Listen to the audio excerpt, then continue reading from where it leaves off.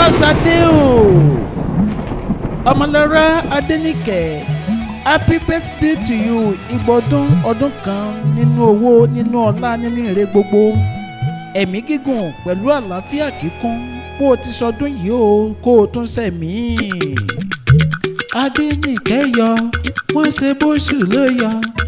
Fọláṣadé yọ, wọ́n ṣe bóṣù ló yọ. Àṣẹ̀ṣẹ̀ lé oṣù abara bíntín. Ọmọlára yọ, wọ́n ṣe bóṣù ló yọ. Òṣàbíyà òsì láyé, Fọláṣadé mo kí ẹ kú ọdún. Yèyí ọmọ tí ń fẹ́ kó dáa fọ́mọ. Ìyá tó ṣe é mú yan gàn, ìyá Mọ́kànjọ́lá, ìyá Àṣàbí. Ó tún lé ọdún kan lókè pẹ̀ lóde tòní, ó yá ẹja bá a dá Mùsùlùmáyọ̀. Ìyá ni wúrà, ohun iyebíye ni wọ́n jẹ́ fẹ́ni kọ̀ọ̀kan wa. Ó yẹ ká máa mórí wọn wú ká tún máa ná ní wọn. Òṣàbíyà òsì, ìyá wuyì ó papọ̀ jù. Ìyá rere Ládéníkẹ́ jẹ́ fáwọn ọmọ ẹ̀, torí ó kọ́ wọn lẹ́kọ̀ọ́ àtàtà tó mọ́yán lórí. Ó tún kọ́ wọn nílànà Olúwa ni wọ́n ṣe ní kí n bá wọn kí. Wọ́n ní àwọn mọ rírì ipa tó kó nínú ayé àwọn gẹ́gẹ́ bí òbí. Wọ́n wá ní kó o ti sọdún yìí Fọláṣadé Adéníkẹ́ Ọmọlára, dandan ni kó o tún sẹ̀mí. Fọláṣadé Ọmọlára Adéníkẹ́, ìkírun ní ẹ́, ìkírun ẹ̀gùnbẹ́ onílẹ̀ òbí, ọmọ onígbó ìkọlà, ọmọ onígbó àtàrẹ, ọmọ iṣu jiná amúhùnpọ̀pọ̀, ọmọ owó ṣeré rẹ̀ gbilẹ̀ nísàjì ọ̀sìn. Ìkírun ẹ̀gùnbẹ́ ọmọ onílẹ̀ òbí, ìkírun ẹ̀gùnbẹ́ ọmọ onílẹ̀ òbí, ọmọ ẹlẹ́ni àtẹ́ ìka, ọmọ ẹlẹ́ni ẹ̀wẹ́lẹ́, olóbì asunta, ọmọ olóbì kan wọ́wọ́ tiriwọ́. Fọláṣadé ṣe bí ẹ̀yin ṣètún ní ọmọ olóbì kan wọ́wọ́ tiriwọ́. Ọmọ tó ṣe àkàlà tó fi dẹ́kun ẹ̀rín, bó bá ṣe gúnugún awo koko mẹ́yìn nílé ìràn bàbá tó bí yín lọ́mọ. Tẹnigbọ́lá ọmọ olóbì forúso tó gbúràlú, ọmọ agúnyán tó kúbọ̀ wá bóòsà. Ẹ gbọ́, wọ́n ní kò sómi bẹ́ẹ̀ kò sódò níkìrun àgùnbẹ́. Fọláṣadé pé irọ́ ni, omi ń bẹ nílé ìran bàbá tó bí lọ́mọ. Ta ló ní òṣèré, ta ló ní àfọwò? Òjò kí ń kọ́, omi táyà bá ń mu. Ọmọ Atẹnigbọ́lá, ọmọ Atẹnigbọrẹ, ìkírun àgùnbẹ́, ọmọ onílẹ̀ tó lóbì. Ọmọ olóbì kan wọ́wọ́ tiri wọ́, ọmọ olóbì kan wọ́wọ́ tiri wọ̀. Èyí tó bá fẹ́ tẹni awọ̀ sápò ẹni, èyí tó bá fẹ́ tẹni a sì wọ̀ dànù. Awọ̀ dànù a tún wọ̀ sígbó, ẹranko burúkú á rí nǹkan mú jẹ.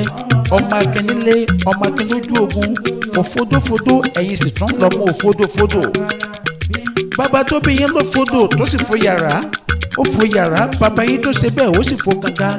Tẹnigbọ́lá ọmọ ẹlẹ́ni ẹ̀wẹ́lẹ́, kò ṣe kí ẹgbẹ́ ní bàbá àgbàlagbà. Ìkírun àgùnbẹ́ ọmọ ẹrú ò gbọ́dọ̀ di èrè, ìwọ̀fà bàbá ẹ̀yin ó sì gbọ́dọ̀ dí òtòǹkòrò. Ó kí onísà rẹ̀lẹ́ ti mú ìkùrùn rokun, rẹ̀lẹ́ ti mú ìkùrùn àgùnbẹ́ rọ̀ṣà, rẹ̀lẹ́ ti mú ìkùrùn dùn wọ́n gbọ́ngbọ́n nílé ìran bàbá tó bí yín lọ́mọ. Ọya ṣe tán ó wọlé ra, ọba nìkan ṣe tán ó wọlé lẹ́rìn. Èèyàn kéré àgùnbẹ́ ẹ mọ̀ wulẹ̀ mọ́kọ́ dání, àpáta ńlá ló gbalẹ̀ dé kírun. Ọmọ Atẹnigbọ́lá, ọmọ Atẹnigbọrẹ, ọmọ agúnyán tó kúbọ̀ wá bóòsà. Ẹ̀yin lọ́mọ onírìn lọ́sìn tó gbóra lù. Tẹnigbọ́lá ọmọ agúnyán kúrò ní mòye, oṣù lẹ̀lẹ̀ mo gbá yìí lókìtì ẹ̀fọ́. Fọláṣadé Ọmọlára Adéníkẹ́, ṣebí ibi akírun sí là ń pè ní kírun àgùnbẹ́, ibi akírun sí là ń pè ní kírun, ibi ìkírun sí níjẹ́ ìkírun. Tẹnigbọ́lá ọmọ olóbì forúso, ṣe bẹ́yìn ní kírun àgùnbẹ́, ọmọ onílẹ̀ tó lóbì. Fọláṣadé Ọmọlára Adéníkẹ́, happy birthday to you. Bó o ti sọdún yìí wàá sẹ̀mí sí. Ẹni tó bá ní kó o kú ní kó á mú lọ. Àìsàn nífilé rẹ̀ ṣe bùgbé, ó yá máa bá mi sàmì ọ̀rọ̀.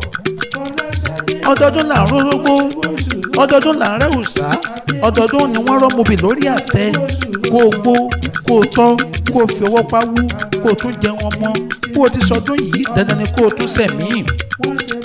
Ọlálékan pẹ̀lú Mọ́kànjọ́lá àti Àṣàbí ló ní kí ẹ pé bó o ti sọdún yìí ò ní sunkún lágbára Elédùmarè ọba. Wọ́n ní inú àwọn dùn pé kó tún pé ọdún kan lókè pẹ̀lú òde tòní. Wọ́n wá ní ìdí nìyí táwọn fi ń bẹ́ẹ̀ dá Mùsùlùmáyọ̀.